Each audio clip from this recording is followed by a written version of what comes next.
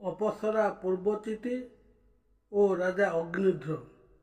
ମନୁ ଓ ଶତରୂପା ସୃଷ୍ଟିର ପ୍ରଥମ ବିବାହିତ ଦମ୍ପତି ଅଟନ୍ତି। ମନୁ ବହିଷ୍ମତୀ ଗ୍ରାମରେ ଆବିର୍ଭୂତ ହୋଇଥିଲେ। ବର୍ତ୍ତମାନ ଏହା ହରିୟାଣା ରାଜ୍ୟର ବରାହକଲା ନାମରେ ଚିହ୍ନିତ ହୋଇଛି। ମନୁଙ୍କର ପୁତ୍ର ହେଉଛନ୍ତି ପ୍ରିୟବ୍ରତ। ପ୍ରିୟବ୍ରତଙ୍କର 7 ଜଣ ପୁତ୍ର ଥିଲେ। ବୃଦ୍ଧ ହେବାରୁ ରାଜା ପ୍ରିୟବ୍ରତ ସପ୍ତଦୀପା ମହୀକୁ ନିଜ ପୁତ୍ରଙ୍କ ମଧ୍ୟରେ ବାଣ୍ଟି ଦେଇ ତପସ୍ୟା କରିବା ପାଇଁ ଅରଣ୍ୟକୁ ଗମନ କଲେ। ଜ୍ୟେଷ୍ଠ ରାଜା ଅଗ୍ନିଧ୍ରଙ୍କ ଭାଗରେ ପଡ଼ିଲା ଜମ୍ବୁଦ୍ୱୀପ। ରାଜା ଅଗ୍ନିଧ୍ର ନିଜ ପ୍ରଜାମାନଙ୍କୁ ପୁତ୍ର ପରି ଜ୍ଞାନ କରୁଥିଲେ।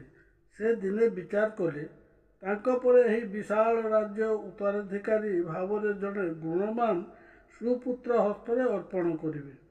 ତେଣୁ ରାଜା ଅଗ୍ନିଧ୍ର ଉତ୍ତମ ସନ୍ତାନ ପ୍ରାପ୍ତି ଆଶାରେ ମନ୍ଦରଗିରିକୁ ଯାଇ ଘୋର ତପସ୍ୟା କଲେ। ରାଜାଙ୍କର ମନ କଥା ଜାଣିପାରି ବ୍ରହ୍ମଦେବ ପୂର୍ବଚିତି ନାମକ ଅପସରାକୁ ପଠାଇଦେଲେ। ରାଜା ଯେଉଁଠାରେ ତପସ୍ୟା କରୁଥିଲେ ତା ନିକଟରେ ଗୋଟିଏ ସୁନ୍ଦର ଉଦ୍ୟାନ ଥିଲା।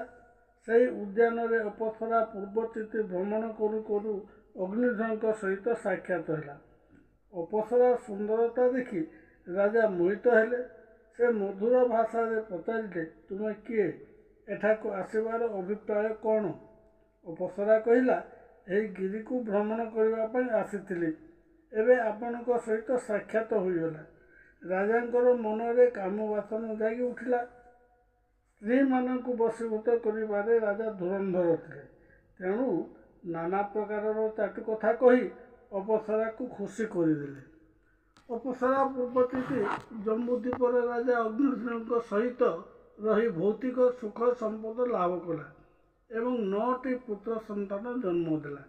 ସେହି ପୁତ୍ରମାନଙ୍କର ନାମ ହେଉଛି ନାଭି, କିମ୍ପୁରୁଷ, ହରିବର୍ଷ, ଇଳାବୃତ, ରମ୍ୟକ, ହିରଣ୍ମୟ, କୁରୁ, ଭଦ୍ରାଶ୍ୱ ଓ କେତୁମାଳ। ପୁତ୍ରମାନଙ୍କର ଜନ୍ମ ପରେ ଅପସରୀ ପୂର୍ବଚିତି ସେମାନଙ୍କୁ ରାଜଭବନରେ ଛାଡ଼ିଦେଇ ପୁଣି ବ୍ରହ୍ମଲୋକକୁ ଫେରିଗଲା।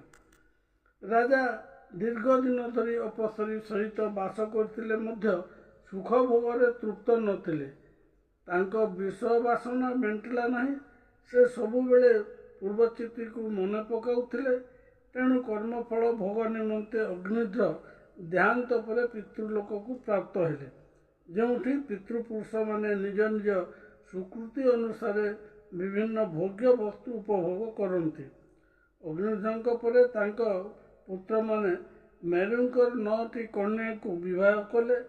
ସେହି କନ୍ୟାମାନଙ୍କ ନାମ ହେଉଛି ମେରୁଦେବୀ, ପ୍ରତିରୂପା, ଉଗ୍ରଦୃଷ୍ଟି, ଲତା, ରମ୍ୟା, ସୌମ୍ୟା, ନାରୀ, ଭଦ୍ରା ଓ ଦେବବୀତି।